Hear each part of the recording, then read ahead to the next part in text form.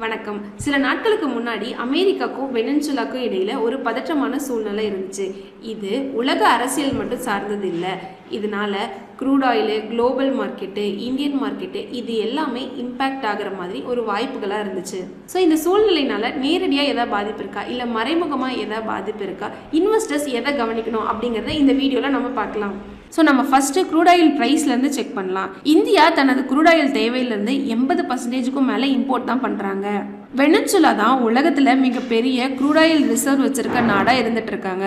அங்கே political instability நடந்தாலோ அல்லது America pressure அதிகமானாலோ global லெவலில் க்ரூட் ஆயிலோட ப்ரைஸ் இன்க்ரீஸ் ஆகிறதுக்கான வாய்ப்புகள் இருக்குது. அதோட இம்பேக்டாக பெட்ரோல் அண்ட் டீசலோட விலை அதிகமாகும், டிரான்ஸ்போர்ட்டேஷன் காஸ்ட் அதிகமாகும், இன்ஃப்ளேஷன் நடக்கிறதுக்கான வாய்ப்புகள் இருக்குது. ஆர்பிஐ ரேட் கட் சான்சஸ் ரொம்ப கம்மியாக இருக்கும். ஆனால் இப்போ பாசிட்டிவ் பாயிண்ட் என்ன அப்படின்னு நம்ம பார்த்தோம்னா, crude oil per barrel $60 to $62 தான் இருக்குது. ஸோ இந்த நிலைமை கண்ட்ரோலில் தான் இருக்குது. இப்போ நம்ம அடுத்து ட்ரேட் இம்பேக்ட் பற்றி செக் பண்ணலாம். கடந்த சில வருஷமாகவே இந்தியா வெனின்சுலா கிட்டேருந்து ரொம்ப குறைவான அளவில் தான் க்ரூட் ஆயிலை இம்போர்ட் பண்ணுறாங்க. 2025 ஃபினான்ஷியல் இயரில் இந்தியா டோட்டல் ஆயில் இம்போர்ட்டில் வெனின்சுலாவோட ஷேரு 0.6% மட்டும்தான் இருக்குது. அதனால இம்மீடியட்டாக சப்ளை ஷார்ட்டேஜ் எதுவும் கிடையாது. டைரக்ட் ஷாக் இந்தியாவுக்கு வராது. அதாவது இம்பேக்ட் இன்டைரக்டாக தான் வரும்.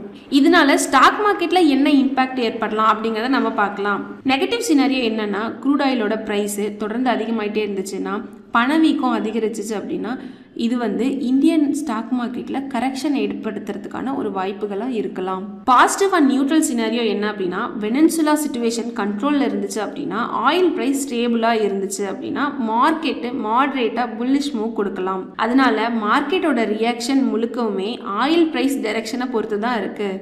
இப்போ இதில் முக்கியமான ட்விஸ்ட் என்ன அப்படின்னா, ரஷ்யாவோட இன்வால்மெண்ட் தான். ரஷ்யா அமெரிக்காவோட இந்த நடவடிக்கைக்கு எதிர்ப்பு தெரிவிச்சிருக்காங்க. இதில் ரஷ்யாவோட டிமாண்ட் என்ன அப்படின்னா, மடுரோவை ரிலீஸ் பண்ணணும் அப்படின்னு சொல்லி கேட்குறாங்க. பேச்சுவார்த்தை மூலமாக ஒரு விடை கிடைக்கணும் அப்படின்னு சொல்கிறாங்க. இதுக்கு பின்னாடி ஒரு முக்கியமான ரீசன் இருக்குது. அது என்ன அப்படின்னா, வெனின்சுலா ரஷ்யாவுக்கு பில்லியன்ஸ் ஆஃப் டாலர்ஸ் லோன் பெண்டிங்கில் வச்சுருக்காங்க. ரெஜிமே சேஞ்ச் வந்தால் அந்த மணியை ரெக்கவர் பண்ணுறது ரஷ்யாவுக்கு ப்ராப்ளமாக இருக்கும். ஆனாலும் எக்ஸ்பர்ட்ஸ் என்ன சொல்கிறாங்கன்னா, ரஷ்யாவுக்கும் யூஎஸ்ஏக்கும் டைரக்ட் வார் சான்சஸ் ரொம்ப லோவாக தான் இருக்குன்னு சொல்கிறாங்க. ரொம்ப முக்கியமாக இந்தியன் மார்க்கெட்டுக்கு அதனால என்ன இம்பேக்ட் ஆகும் அப்படிங்கிறத நம்ம செக் பண்ணலாம். இந்த இஷ்யூனால இந்தியன் மார்க்கெட்டுக்கு என்ன ரிஸ்க் இருக்கும் அப்படின்னா, க்ரூட் ஆயிலோட ப்ரைஸு சடனாக இன்க்ரீஸ் ஆகலாம்.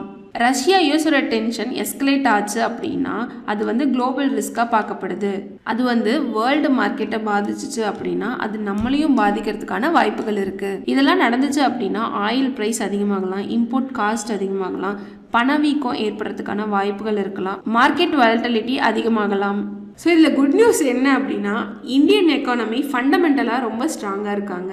ஜிடிபி க்ரோத் ஸ்டேபிளாக இருக்குது. டொமஸ்டிக் டிமாண்ட் சாலிடாக இருக்குது. ஸோ இதனால இந்தியாவுக்கு டைரக்ட் த்ரெட் எதுவுமே கிடையாது.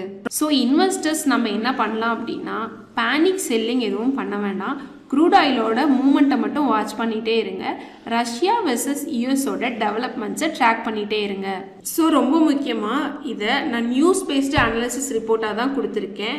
ஸோ இதில் நான் எந்த ஒரு பையிங் அண்ட் செல்லிங் ரெக்கமெண்டேஷனும் கொடுக்கல. ஸோ ட்ரேடிங் அண்ட் இன்வெஸ்ட்மெண்ட் பண்ணுறவங்க நீங்களும் உங்களோட ரிசர்ச்சை பண்ணிவிட்டு அதுக்கப்புறமா உங்களோட முடிவுகளை எடுங்க. Invest wisely for a better future. Thank you.